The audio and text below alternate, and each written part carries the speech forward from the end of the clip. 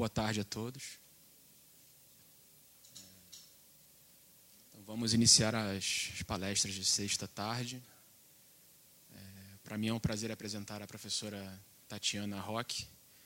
A professora Tatiana estudou na UFRJ, bacharelado, mestrado, doutorado, atualmente professora associada da UFRJ, cientista do nosso estado e membro também do Archive Poincaré, Nancy. Em 2001, 2007 foi diretrice de programa no Colégio Internacional de Filosofia, em Paris. E vai falar para a gente hoje um pouco sobre a história dos métodos qualitativos em equações diferenciais de Poincaré a Birkhoff.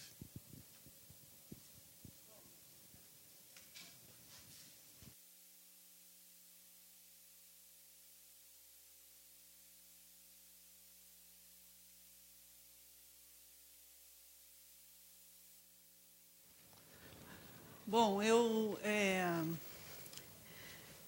esse tema, né, a história dos métodos qualitativos de Poincaré a Birkhoff, é um tema que pretende apresentar aqui a pesquisa, um exemplo, né, de uma pesquisa que se faz em História da Matemática. O objetivo dessa palestra também é divulgar o que tem sido feito nessa área ultimamente, né, uma área de pesquisa mais ou menos recente, no Brasil mais ainda.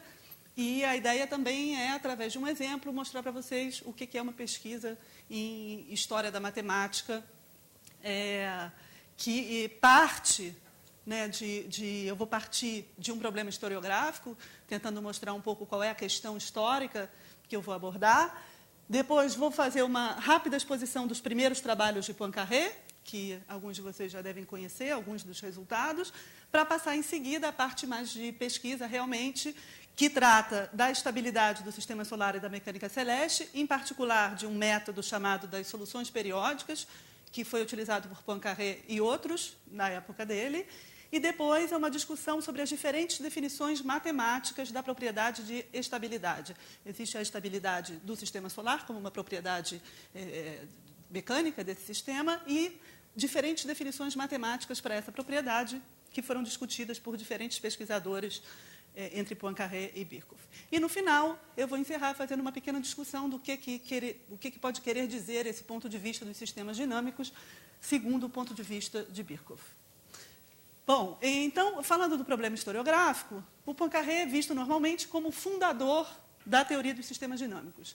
Em particular, ele teria sido o primeiro a empregar um ponto de vista qualitativo sobre as soluções das equações diferenciais. Mas essas duas palavras, fundador e qualitativo, são palavras que, do ponto de vista histórico, merecem ser discutidas, porque, normalmente, a gente diz que ele é o fundador do ponto de vista qualitativo, identificando o qualitativo a topológico. Mas a topologia era uma área que estava em desenvolvimento na época, inclusive Poincaré contribuiu bastante para o desenvolvimento dessa área, mas começando por um artigo que foi publicado depois desses primeiros artigos de que eu vou falar sobre os métodos qualitativos em equações diferenciais. Nesse artigo sobre a análise Citos, que é um dos primeiros sobre o desenvolvimento da topologia de Poincaré, ele diz que vai desenvolver esse instrumento justamente para tratar, entre outros problemas, de problemas colocados pela análise das soluções das equações diferenciais. Então, identificar qualitativo a topológico seria o que a gente chama em História da Matemática de um anacronismo, ou seja, utilizar uma visão do presente para caracterizar um ponto de vista da época. Então, eu vou tentar caracterizar o sentido dessa palavra do ponto de vista da época. Além disso, discutir a questão da recepção de Poincaré. Normalmente, o aspecto inovador atribuído aos seus trabalhos é visto dividido principalmente em 3 etapas, que se estendem por mais de um século, com algumas descontinuidades. Teria um primeiro legado nos trabalhos de Birkhoff, nos Estados Unidos, nos anos 20, mais ou menos, começa um pouquinho antes, mas o principal é nos anos 20. Então, tem uma distância, não só geográfica, mas temporal, entre os trabalhos de Birkhoff e de Poincaré. Em seguida, a Escola Soviética, de Andronov e outros, e os trabalhos de Lefschetz, em Princeton, que deram origem a Peixoto, em seguida Schmeil, muitos matemáticos brasileiros, com participação do IMPA, que é uma história que também a gente conhece um pouco melhor. Eu vou tratar só desse primeiro estágio hoje. Eu também tenho alguns trabalhos sobre essas outras etapas, mas hoje eu vou falar dessa primeira fase. E algumas explicações foram dadas para essa recepção tardia, digamos assim, do ponto de vista do Poincaré, entre elas os debates formalistas da virada do século XIX para o século XX, que teriam desviado a atenção dos trabalhos de mecânica celeste, e a importância atribuída à mecânica quântica em detrimento dos problemas de mecânica celeste. Bom, então eu teria 3 objetivos hoje. O primeiro é dar uma ideia da complexidade do problema da recepção dos trabalhos de Poincaré, como eles foram recebidos na época e um pouco depois. Depois, entender o que significa qualitativo do ponto de vista dos atores, né, dos próprios pesquisadores trabalhando na área nessa época, e mostrar como surgiu a noção de sistema dinâmico nos trabalhos de Birkhoff e a questão subjacente, que é a necessidade de se dar um novo sentido para a palavra solução associada ao problema de resolver equações diferenciais. Bom, então, em primeiro lugar, sobre esse primeiro estágio, né, que é uma linha de recepção que liga diretamente Poincaré a Birkhoff, a gente vai ver, eu vou explicar um pouquinho melhor, que esse esquema pode ser bastante complexificado, depois eu vou, aí não dá para ver direito, mas eu vou voltar a essas redes, por redes de outros atores que trabalharam sobre esses métodos na época de Poincaré e um pouquinho depois. Bom, o primeiro, né, normalmente se atribui as primeiras contribuições de Poincaré para esse novo ponto de vista a esse artigo, chamado Sur les courbes définies par une équation différentielle, que foi publicado em 4 partes, no Journal des Mathématiques Pures et Appliquées. E eu vou começar fazendo uma exposição breve de alguns resultados que constam desse artigo e que caracterizam, segundo o próprio Poincaré, um ponto de vista qualitativo. Né? Em que sentido? Segundo Poincaré, quando ele fala desse artigo, tanto no próprio artigo quanto na análise que ele faz dos seus próprios trabalhos um pouco mais tarde, ele diz que uma solução qualitativa é legítima por 2 motivos. Primeiro, porque ela pode ajudar na busca de soluções analíticas, e segundo, por si mesmas. Né? Então, no primeiro caso, Poincaré faz uma analogia com a resolução das equações algébricas. Ele diz que, no caso de uma equação algébrica, pode ser útil começar procurando a quantidade de raízes e a distribuição das raízes, para só, em seguida, encontrar o valor numérico das raízes. Então, ele diz que uma das utilidades da abordagem qualitativa seria saber como se distribuem as soluções no domínio, né, podendo colar. Ele faz uma analogia com a teoria das funções analíticas. Ele diz que a gente já sabe como se comportam as funções na vizinhança de uma singularidade, e o ponto de vista qualitativo poderia dar uma pista de como colar essas vizinhanças para saber o aspecto das soluções em todo o domínio. Na verdade, esse ponto de vista ele não desenvolve muito. O que ele desenvolve mais é a segunda justificativa, que é o interesse das informações qualitativas por si mesmas em relação aos problemas da mecânica celeste, em particular o problema da estabilidade. Então, é nessa primeira memória que o Poincaré desenvolve, por exemplo, a teoria dos pontos singulares, classificando esses pontos em colos, nós, focos e centros. Ele não fornece nenhum desenho. Esse desenho eu tirei de um artigo de um russo, que já tinha trabalhado sobre isso um pouquinho antes do Poincaré, que não é citado por Poincaré, mas para mostrar que existiam trabalhos sobre esse assunto na época, não só do Poincaré. E, em seguida, ele vai, aos poucos, tentando penetrar numa descrição mais global das soluções. Né? Primeiro, ele mostra que o número de nós, focos e colos satisfazem essa relação, que depende do gênus da superfície, né? Isso para uma superfície mais geral do que a esfera, que é a superfície sobre a qual ele vai trabalhar em seguida. E depois ele traça um sistema topográfico. É interessante isso que ele chama de sistema topográfico, porque já seria uma maneira de identificar esse ponto de vista, digamos, qualitativo do ponto de vista do próprio Poincaré. Né? O que é um sistema topográfico? Por que ele chama isso de topográfico? Ele diz que a gente pode subdividir o domínio em ciclos e policiclos, né, que seriam isso aqui, e que aqui eu tenho colos ou desfiladeiros que organizam a distribuição das outras singularidades. Então, se eu tenho aqui um colo ou desfiladeiro, eu aqui tenho que ter um cume ou um vale. Então, é isso que ele quer dizer quando ele afirma que a relação entre os diferentes tipos de singularidades determina o modo como elas se distribuem sobre um terreno. E essa analogia topográfica vai insistir bastante nessa memória, porque ele quer descrever o comportamento global das soluções no domínio. Então, para o caso bidimensional projetado sobre a esfera, um caso bem particular, ele usa isso que ele chama de teoria dos consequentes. Então, ele pega um arco, que ele chama de arco sem contato, porque não é uma solução, e ele estuda as interseções das soluções com esse arco. Então, se eu pego uma solução que parte de M0 e intercepta novamente o arco em M1, eu pego um ponto vizinho a M0, ele vai interceptar novamente o arco em N1, que também é vizinho a M1, está à esquerda de M1, assim como N0 estava à esquerda de M0. Essa teoria só vale para o caso particular que ele está tratando, o bidimensional projetado sobre a esfera, e com auxílio dessa teoria dos consequentes, ele consegue enunciar um primeiro resultado de classificação global. Ele afirma que toda solução que não tende para um nó é um ciclo ou uma espiral. Esse resultado vai ser estendido por Bendixson em 1901, para o caso não analítico, e pode acontecer que, nesse caso, que entre duas soluções fechadas, eu tenha outras soluções que não são fechadas, e o Bendixson mostra que, nesse caso, essas soluções também vão tender para uma solução fechada. Então, com essa extensão, a gente chega naquilo que a gente conhece hoje como teorema de Poincaré-Bendixson, que, nesse caso, é justa essa atribuição dessa nomenclatura. E, em dimensões maiores, a coisa vai se complicar um pouco, justamente porque eu não posso utilizar os resultados algébricos que ele usa no caso bidimensional. Ele usa vários resultados sobre, por exemplo, a teoria dos consequentes, que não vai valer no caso de dimensões maiores. Então, aqui, o papel das singularidades, no caso bidimensional, vai ser exercido pelas soluções periódicas, que ele designa, mais tarde, um pouquinho, nos novos métodos da mecânica celeste, como a única brecha por onde podíamos penetrar num lugar considerado até então inabordável, que é justamente a descrição global em dimensões maiores. Então, esse papel das soluções periódicas, para a gente compreender por que ele substitui as singularidades como soluções organizadoras do conjunto global de soluções, a gente precisa entender o que é o método das seções.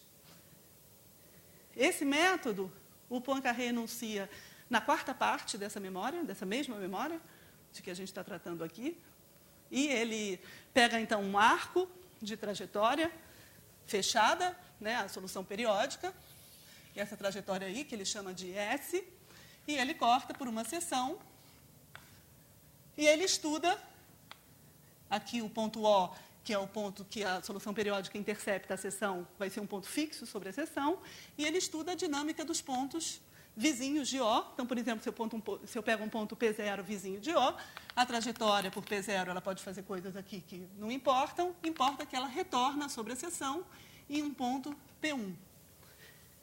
E o Poincaré afirma que a transformação que leva de P0 a P1 é holomorfa, no caso que ele está estudando, porque ele está lidando só com o caso analítico, e ele pode empregar as mesmas técnicas usadas para análise local na vizinhança das singularidades, agora sobre a superfície de seção.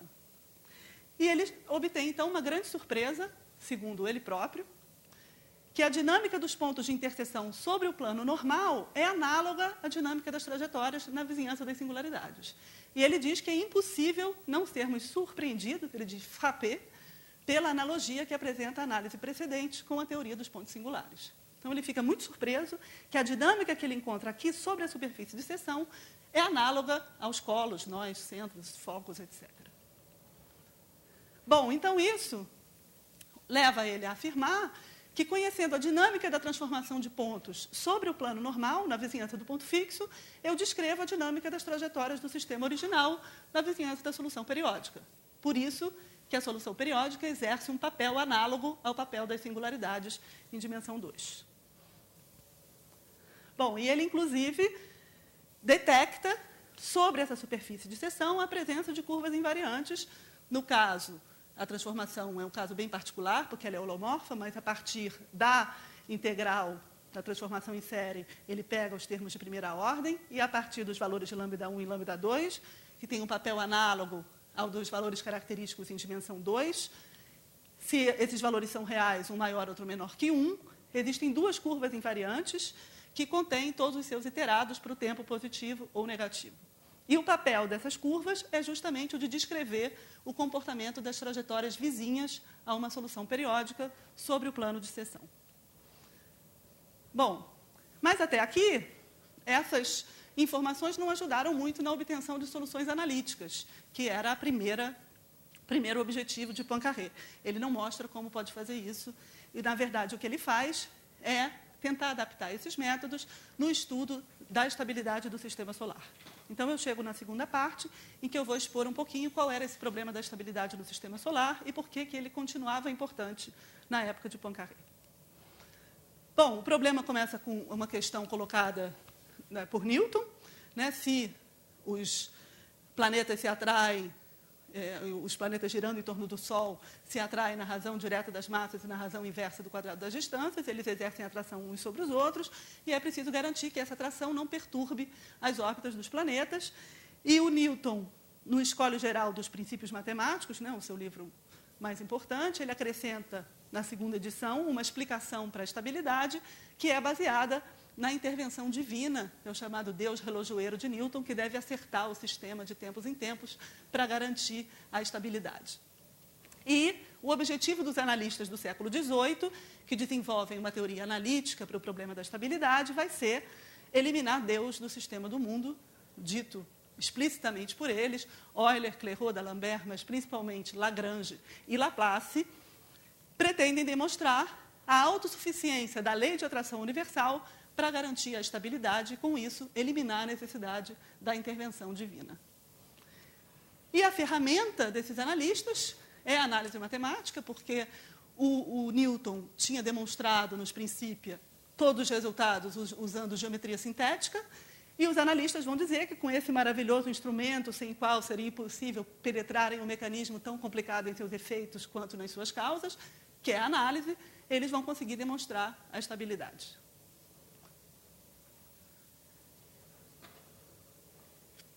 Então,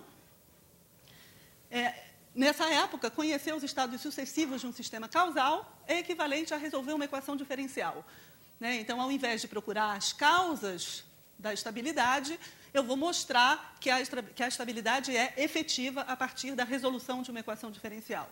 É o que um filósofo da ciência conhecido, chamado Alexandre Koyré, diz que o pensamento do século XVIII se reconcilia com o inexplicável. Ele não quer mais dizer por quê, e sim como a estabilidade acontece. Então, um exemplo de como a estabilidade deve decorrer somente da análise matemática é dado no problema dos três corpos. A gente parte de uma elipse kepleriana e quer estudar a variação produzida nos elementos das órbitas pela atração do terceiro corpo. Então, eu tenho aqui diversos elementos que definem a elipse, o grande eixo, a excentricidade, a inclinação, etc.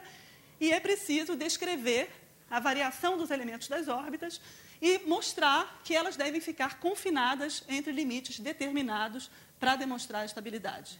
Quando eu escrevo as séries desses elementos, isso significa garantir, pelas condições analíticas dessas séries, a periodicidade dessas variações. Então, essa era a abordagem dos analistas do século XVIII.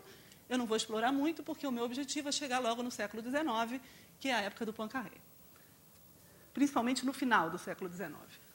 Bom, esse problema era muito difícil, se tornava cada vez mais difícil, porque os analistas do século XVIII paravam na primeira, no máximo na segunda aproximação. Então, muitos astrônomos e matemáticos começam a estudar casos particulares e empregar novos métodos no final do século XIX, dentre eles Hugo Gilden, que é um astrônomo finlandês, mas que trabalhava na Suécia, e que era muito importante na época, muito conhecido. E ele seguiu os cursos do Weierstrass.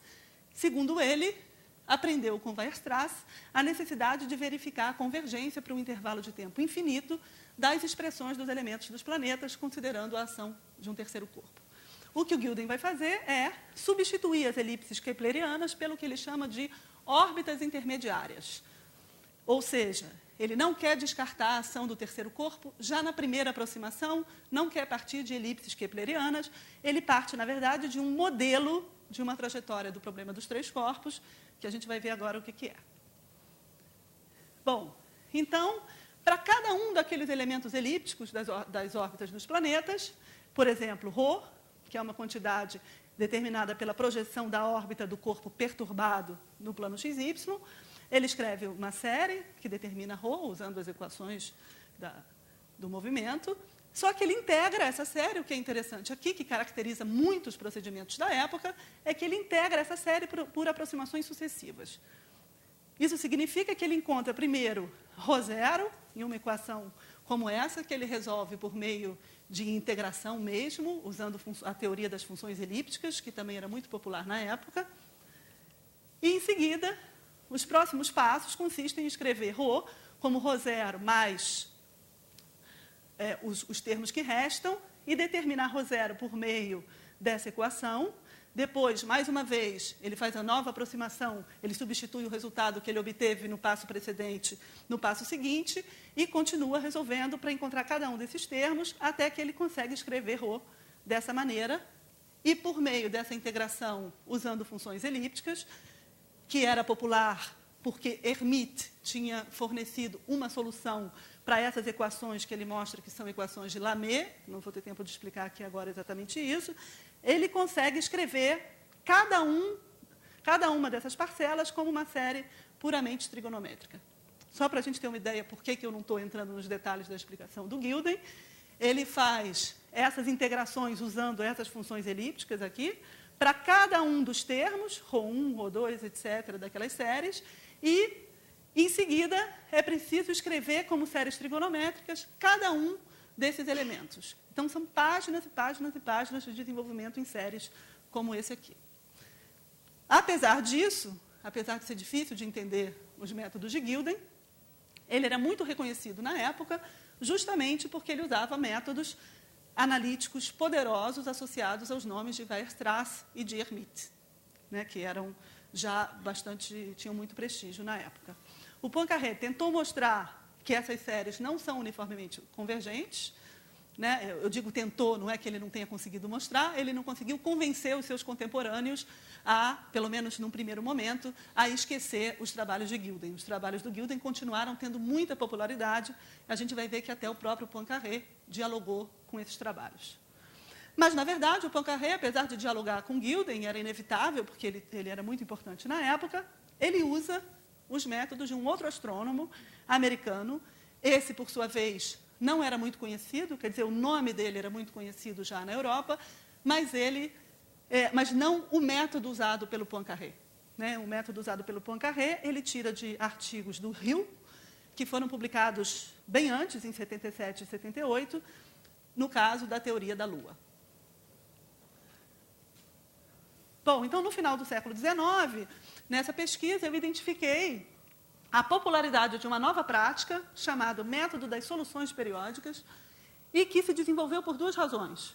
Primeiro, pela necessidade de fornecer novos métodos para a prática da astronomia, que estava estagnada, não chegava a ser estagnada, mas estava confusa pela complexidade dos métodos como os de Gilden, que usavam aproximações sucessivas para tentar demonstrar a convergência das séries sem conseguir, mas também novos quadros teóricos para discutir a legitimidade dessas práticas que estavam sendo já questionadas em relação à convergência por vários matemáticos. Bom, então, tem um artigo do Whittaker que fala sobre os progressos do problema dos três corpos nessa época, o artigo é bem da época, e ele cita o desenvolvimento de uma nova astronomia dinâmica, em que ele inclui Poincaré, mas também vários outros nomes. Então, seguindo essas primeiras pistas e indo olhar os artigos de cada um desses astrônomos que são citados, que eu tracei essa rede usando os tais métodos das soluções periódicas, que eu vou mostrar um pouquinho o que é, que inclui Poincaré e também muitos outros.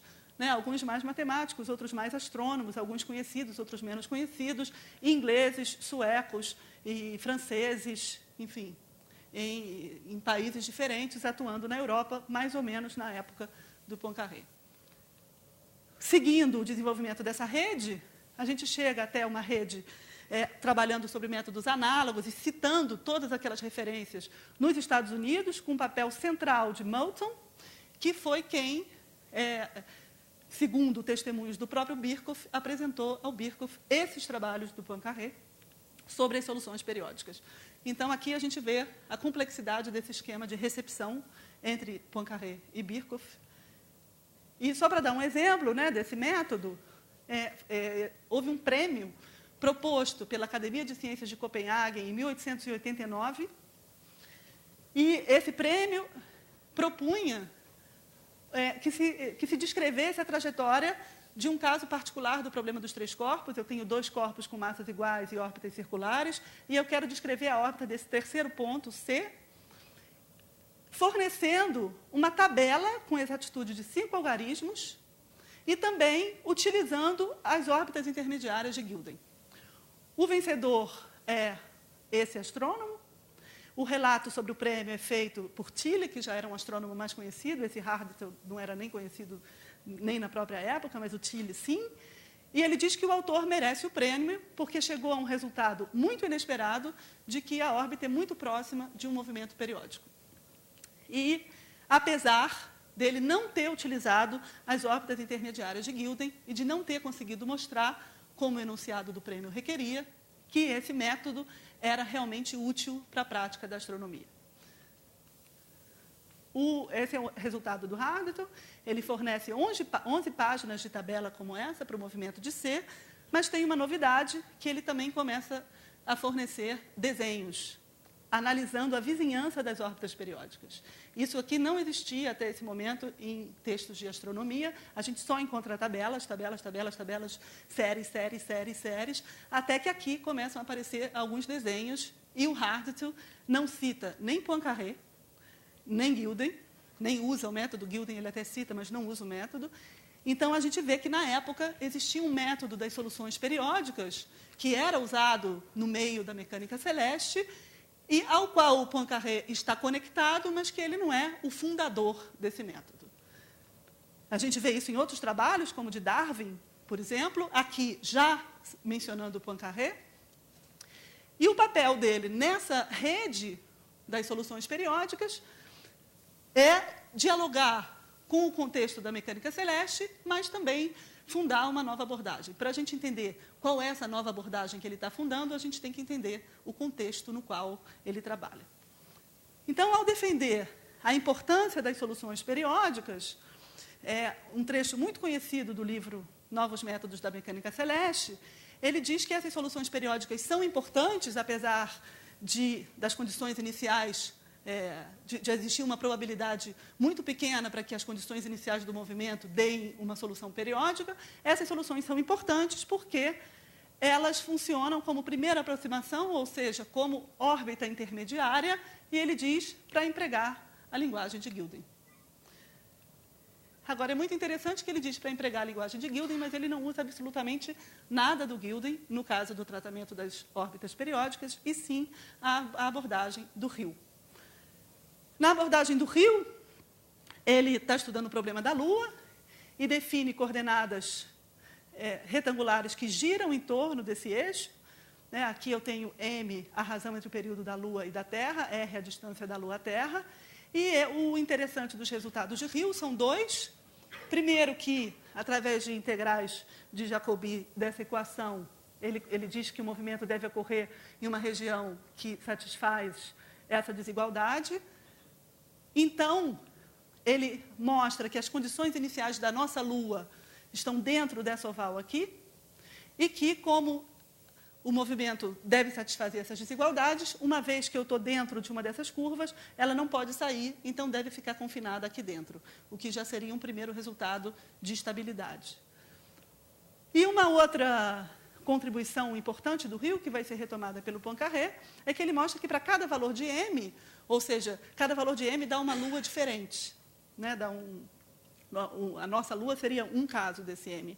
Eu tenho uma órbita periódica, que ele chama de órbita variacional, e ele vai, então, escrever as equações dos deslocamentos em relação a essa órbita variacional. Então, partindo de uma órbita periódica, que é uma órbita verdadeira agora do problema dos três corpos, não é mais uma aproximação por séries, como era as órbitas intermediárias do Gilden, ele descreve por essa equação as variações das posições em relação a essa órbita periódica. Bom, então a vizinhança da órbita periódica é examinada por linearizações das equações do movimento, e o que é interessante aqui é que esse tipo de análise vai fornecer um conhecimento que não era muito comum na época, porque o que ele descreve a partir desse método são as órbitas possíveis obtidas pela variação dos parâmetros. Então, ele não fornece mais as equações por aproximação em séries de uma órbita, e sim ele descreve, quando eu vario os parâmetros na vizinhança de uma órbita periódica, quais são as possibilidades que eu tenho de outras órbitas, né, dessa vizinhança. Né? Então, isso, talvez a gente pudesse dizer que, um ponto de vista qualitativo, no sentido da época, né, ao invés de empregar a associação com a topologia, seria essa investigação das órbitas possíveis na vizinhança de uma certa órbita. Isso já seria um conhecimento de tipo novo, né, que não era muito comum nessa época. E o Poincaré desenvolve o método de Hill em duas direções. Né? Primeiro, perturbação analítica das soluções periódicas e a análise, justamente, da vizinhança de uma solução periódica, por meio da qual ele define a estabilidade.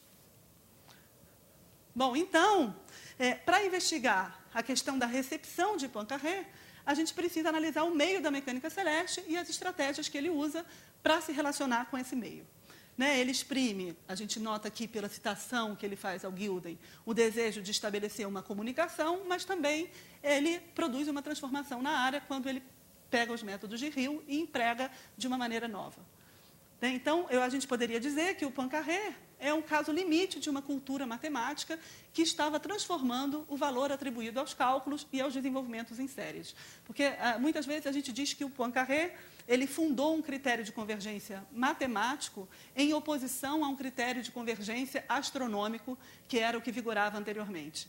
Eu não diria exatamente isso, porque o critério de convergência utilizado pelo Gilden, por exemplo, era perfeitamente matemático. O que estava mudando era o tipo de matemática que se fazia na época. Então, essa cultura matemática que associava o rigor de um resultado ao desenvolvimento em séries estava sendo transformada nesse momento, e o Poincaré é uma expressão disso. Ele dialoga, ao mesmo tempo, com os dois lados. Ele ainda estava inserido nesse meio, mas produzindo uma transformação no meio. Bom, então, aqui eu espero ter mostrado o meu primeiro objetivo, que é dar uma ideia da complexidade desse problema da recepção dos trabalhos do Poincaré, na sua época, que faz com que a gente não possa mais relacionar diretamente Poincaré a Birkhoff sem investigar todo esse contexto complexo da mecânica celeste. E eu passo para a terceira parte da palestra, que trata desse segundo objetivo, que é o problema da estabilidade.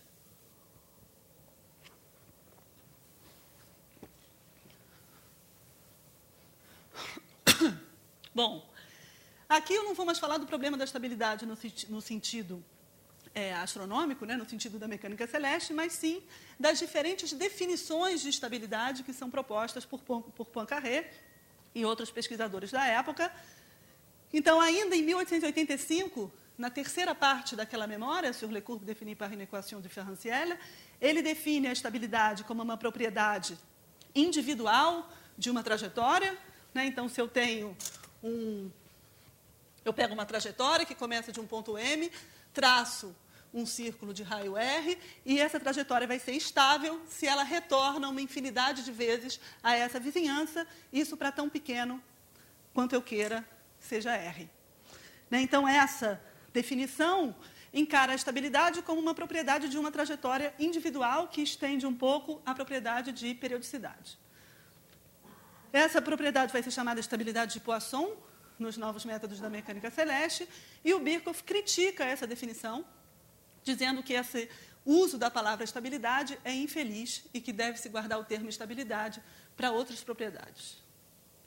Mas, na verdade, o Poincaré ele afirma, logo depois dessa definição, que a verificação da estabilidade depende de se encontrar regiões do domínio dentro das quais a gente saiba, a gente garanta que as trajetórias ficam confinadas. E, para isso, ele usa, em duas dimensões, os chamados ciclos sem contato, que são curvas fechadas que não são soluções, mas que as trajetórias só podem atravessar uma vez. Então, se eu tenho um ciclo sem contato, eu sei que, se a trajetória sai ela não pode mais voltar. Então, eu garanto que há instabilidade na presença de um ciclo sem contato.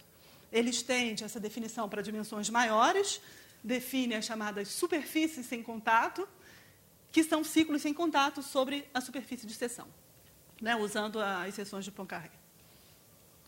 Bom, já nos novos métodos da mecânica celeste, também no artigo sobre o problema dos três corpos e as equações da dinâmica, ele define a estabilidade das soluções periódicas, agora não mais como uma propriedade de uma trajetória individual, já no conjunto de trajetórias, mas utilizando uma definição formal para essa propriedade. Então, ele parte das soluções desse sistema, e que ele vai escrever na vizinhança de uma solução periódica, ou seja, eu pego a solução periódica e somo uma variação da solução periódica, e ele escreve as equações dessa variação, como sendo esse sistema aqui, e mostra que existem alfa i, que ele chama de expoentes característicos da solução periódica, e ele define a estabilidade por meio desses expoentes característicos. Então, ele afirma que uma solução periódica é estável se todos os expoentes característicos possuem quadrado real e negativo, ou seja, são imaginários puros. Nesse caso, ele diz que a solução é estável, porque todos esses termos permanecem finitos, e ele consegue escrever as soluções dessa forma, que podem ser escritas como séries trigonométricas absoluta e uniformemente convergentes, o que garante uma estabilidade formal. Só que isso só vale para a aproximação linear que ele está utilizando aqui. Bom, no artigo que venceu o prêmio do Rei Oscar, né, uma circunstância mais ou menos conhecida, que o Poincaré ganhou esse prêmio e que continha um erro, então ele teve que apresentar uma segunda versão. Ainda na primeira versão, ele estuda a vizinhança de uma solução periódica instável, segundo a definição que ele acabou de propor, e pensou ter mostrado que essas soluções ficam confinadas em uma determinada região. Então, ele já usa aqui uma outra definição, ou seja, a preocupação de mostrar que uma solução periódica instável fica confinada em uma certa região, é porque esse critério é também um critério importante para a estabilidade. Só que ele faz isso analisando essa família de soluções assintóticas sobre a superfície de seção, e ele pensa ter mostrado que essas curvas se fecham, então as soluções não poderiam sair, né? Mas, na verdade, o erro é justamente porque essas curvas se encontram, mas não necessariamente dão origem a uma solução periódica, né? A uma curva fechada, nesse caso aqui. Não é bem uma solução periódica. Há uma curva fechada, essas curvas assintóticas se interceptam, mas não formam uma curva fechada. Esse que foi justamente o erro, são as chamadas soluções duplamente assintóticas, né, que a gente chama hoje de homoclínicas, e que ele descreve como tendo um comportamento extremamente complexo, que ele não ousa traçar. Essa história é analisada pela June Barrow Green, nesse livro. Eu não vou entrar aqui nos detalhes, que não é exatamente esse o meu objetivo. O meu objetivo é, então, continuar com a discussão sobre as definições matemáticas da estabilidade, agora utilizando outros autores que dialogavam com os trabalhos de Poincaré na época. Por exemplo, Levi-Tivita e Birkhoff, que vão mostrar que essa complexidade das soluções duplamente assintóticas também aparece na vizinhança de uma solução periódica estável. Então, eles usam vários métodos desenvolvidos pelo Poincaré, como os métodos de seção, as curvas invariantes e as soluções duplamente assintóticas, para mostrar que o caso que Poincaré considerava estável não é estável. E, justamente por isso, é necessário se propor uma nova definição de estabilidade. Bom, antes de entrar em Levi-Tivita, vou falar um pouquinho do Lyapunov, porque o Levi-Tivita usa a definição de estabilidade do Lyapunov. Lyapunov estava estudando um problema um pouquinho diferente. Ele parte do problema da estabilidade de um fluido, que foi tratado por esses dois cientistas ingleses, Thomson e Tate, muito famosos na época, nesse livro, Treatise on Natural Philosophy, e em que eles usam aproximações lineares injustificadas, e vários matemáticos se dedicam a provar que os mesmos resultados valem usando aproximações de ordem superiores. Ele fala desse problema na sua tese, defendida em russo, em 1892, traduzida para o francês em 1907, chamada Problème général de la stabilité du mouvement. Bom, e aí ele define a estabilidade de uma maneira bem diferente daquela do Poincaré, né? Ele diz que eu tenho a estabilidade de uma solução de equilíbrio se, para cada número L, tão pequeno quanto eu queira, existe um outro número epsilon, tal que, se as soluções ficam limitadas por L, né, se elas são menores que L, para todos os valores positivos de T, quer dizer, as soluções ficam limitadas por L, sempre que as condições iniciais são limitadas por epsilon. Né? Então, aqui já é uma definição de estabilidade que leva em consideração o comportamento das outras soluções na vizinhança dessa solução. Então, ele adapta a estabilidade de uma solução qualquer a partir dessa definição de estabilidade do equilíbrio, por essa transformação. Então, ele define que uma solução qualquer é estável se as outras soluções na sua vizinhança, quando começam por uma condição inicial próxima, permanecem próximas. Ou seja, ele não está mais definindo a estabilidade como uma propriedade individual de uma trajetória, e sim como uma propriedade do conjunto das trajetórias. Bom, essa definição proposta por Lyapunov vai ser vista como mais adaptada à verificação dessa propriedade por uma investigação direta do aspecto geométrico do conjunto de soluções do que a de Poincaré. Portanto, ela seria mais qualitativa do que a definição de Poincaré. Né? O Levi-Civita usa os métodos de seção para analisar a vizinhança de uma solução periódica, e na vizinhança dessa solução periódica, que sobre a superfície de seção é um ponto fixo, ele define a estabilidade exatamente da mesma maneira que Lyapunov. E afirma, né, explicitamente, que nas pesquisas do Poincaré, a instabilidade era qualitativa, por esse papel dos ciclos sem contato, ela podia ser verificada por uma propriedade geométrica do conjunto de soluções, mas a estabilidade era quantitativa, porque ela requeria uma condição analítica sobre os desenvolvimentos em séries das funções na vizinhança da solução periódica.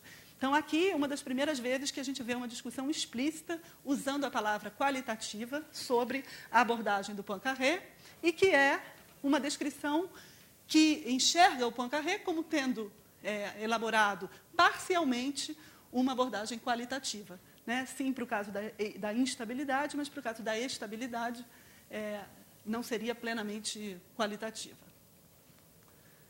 Bom, o Levi-Civita, nesse artigo de 1901, define a estabilidade como uma propriedade da transformação de pontos sobre a superfície de seção. Essa transformação T é a transformação que leva P0 em P1 sobre a superfície de seção. E essa transformação é instável quando, partindo de um ponto P sobre a superfície de seção, na vizinhança de O, as iterações positivas e negativas escapam de qualquer vizinhança prefixada de O, e ela é estável no caso contrário. Bom, e ele mostra, então, usando essa definição, que o caso que o Poincaré considerava estável é, na verdade, instável. Né? Então, no caso, quando eu tenho uma solução periódica, tal que os movimentos médios do planetóide dos outros dois corpos são comensuráveis, a trajetória se aproximando e se afastando da solução periódica, logo ela é instável. Esse resultado vai ser retomado por Birkhoff, né? Aí é uma correspondência entre Levi-Civita e Birkhoff. Em 1918, o Birkhoff comunica a Levi-Civita que ele ainda tem esperança de que, ainda que existam esses anéis de instabilidade na vizinhança de uma solução periódica que o Poincaré designava como estável, pode haver estabilidade, segundo Birkhoff. Desculpe. Bom, segundo Birkhoff, no verdadeiro sentido, tá, de que as órbitas próximas permanecem próximas. Então, esse seria o verdadeiro sentido da estabilidade para ele. Esse artigo que ele anuncia na correspondência com Levi-Civita é publicado em 1920, é um artigo fundamental na obra do Birkhoff, porque ele não só define a estabilidade de uma solução periódica ao modo de Levi-Civita, pelas propriedades dessa transformação de pontos, ele investiga as propriedades gerais dessas transformações, classifica seus subconjuntos invariantes. Por exemplo, aqui o modo como ele faz isso inicialmente, né? Aqui seriam as coordenadas do ponto transformado, que ele escreve como uma série de potências, e estuda as raízes dessa equação característica. Então, só para dar um exemplo, os valores dessa raiz permitem separar o que ele designa aqui nesse artigo, pela primeira vez, como caso hiperbólico e elíptico, dependendo das curvas sobre a superfície de seção, se elas permanecem invariantes após essa... Desculpe. Dependendo do aspecto das curvas que permanecem invariantes sobre a superfície de seção. Né? Ele usa essas curvas para classificar os casos hiperbólico e elíptico.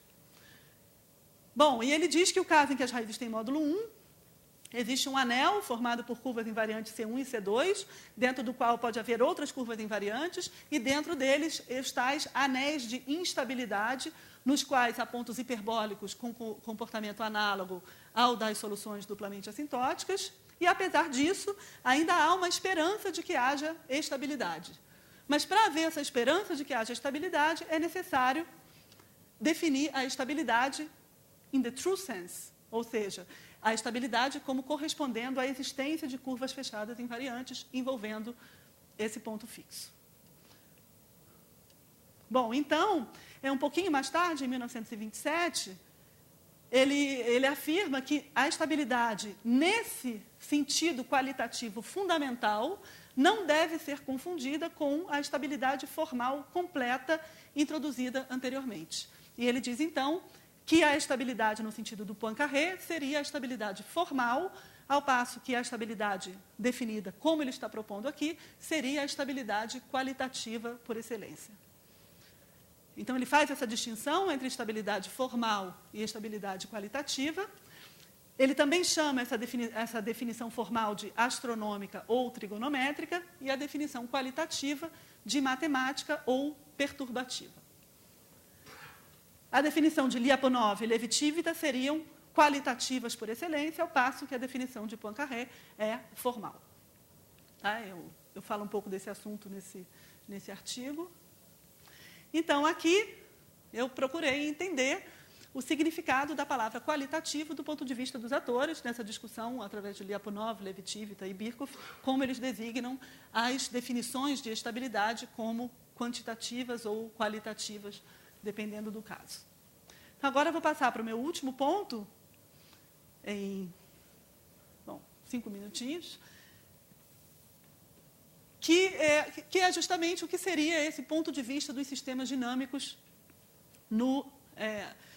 que é discutido dessa forma explicitamente, principalmente nos trabalhos de Birkhoff. Então, eu peguei uma citação do Poincaré sobre o futuro da matemática, no Congresso Internacional dos Matemáticos de 1908, onde ele diz que, muitas vezes, a gente acreditou ter resolvido todos os problemas, ou, ao menos, ter feito um inventário de todos aqueles que comportam uma solução. E, depois, o sentido da palavra solução se alargou e problemas insolúveis se tornaram mais interessantes de todos e outros problemas se colocaram. Então, eu diria que um bom método de trabalho em História da Matemática é procurar as transformações do sentido da palavra solução e os problemas que levaram a essas transformações. No caso, os sistemas dinâmicos, a gente poderia dizer que eles surgem justamente quando eu atribuo um novo sentido à palavra solução para o problema de resolver equações diferenciais. Essa nomenclatura, sistemas dinâmicos, é usada por Birkhoff pela primeira vez num artigo de 1912, chamado Quelques théorèmes sur le mouvement des systèmes dynamiques, em francês mesmo. Aqui ele ainda não dá uma definição tão explícita do que é um sistema dinâmico, mas não é só uma nova nomenclatura, principalmente no livro Dynamical Systems, essa nomenclatura implica uma dedicação explícita para delimitar um novo campo de pesquisa, seu escopo, seus limites, seus métodos. E aqui, nesse livro, ele diz que é fundamental a possibilidade de redução do problema, de se descrever a dinâmica do fluxo determinado por uma equação diferencial, à dinâmica de uma transformação de pontos, ou seja, dessas iterações sobre a superfície de seção. Ele diz que essa identificação entre os dois problemas produz uma mudança de perspectiva impressionante, ele diz striking, porque agora eu posso definir um sistema dinâmico, tanto como o fluxo definido por uma equação diferencial, quanto pela dinâmica de uma iteração de pontos sobre a superfície de seção, que ele tenta definir em dimensões maiores. Então, se eu tenho aqui uma variedade de estados do movimento, ele diz, Né? E isso aqui é justamente a superfície de seção, todos os pontos da linha de fluxo voltam a interceptar a seção e podemos associar o problema dinâmico à transformação discreta, T, da superfície nela mesma. E ele diz, as propriedades dos movimentos são espelhadas, mirrored, nas propriedades dessa transformação. E é justamente essa identificação que está na origem do ponto de vista dos sistemas dinâmicos, segundo Birkhoff. Né? Agora, essa identificação só é possível porque as propriedades que interessam podem ser espelhadas pela dinâmica de pontos sobre a superfície de seção. E o problema da estabilidade tem um papel paradigmático nisso, porque justamente esse é um tipo de informação que o problema da estabilidade quer encontrar a respeito das soluções de uma equação diferencial. Então, a novidade desse ponto de vista torna o problema da estabilidade um subproblema de se traçar todas as soluções em um determinado domínio de uma equação diferencial, que seria um caso particular do problema topográfico, assim descrito por Poincaré. E a gente vê aqui que na Science, em 1920, o Birkhoff enumera os resultados mais importantes dessa teoria e tem a necessidade de fazer uma defesa contundente desses novos métodos, que ainda não eram vistos como plenamente satisfatórios na descrição da solução desses problemas dinâmicos. Então, ele diz que esses avanços recentes suplementam de um modo importante os aspectos mais físicos, formais, computacionais e fornecem um background rigoroso e qualitativo. E ele diz que negar a posição de importância desses resultados por uma falta de ênfase nos antigos aspectos das ciências seria tão ilógico quanto negar a importância do conceito de número contínuo somente pelo fato de que, nas computações, a atenção é confinada aos números racionais.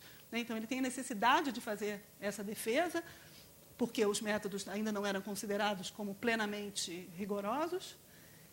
Então, eu espero ter mostrado aqui que a noção de sistema dinâmico, como ela surgiu, né, através de uma nova concepção para o sentido da palavra solução, associado ao problema de resolver uma equação diferencial, e que tem relação íntima com a questão da estabilidade do sistema solar.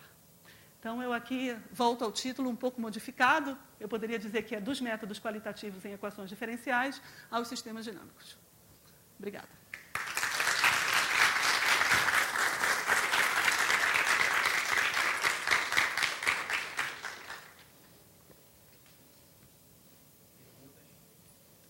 Comentários, perguntas?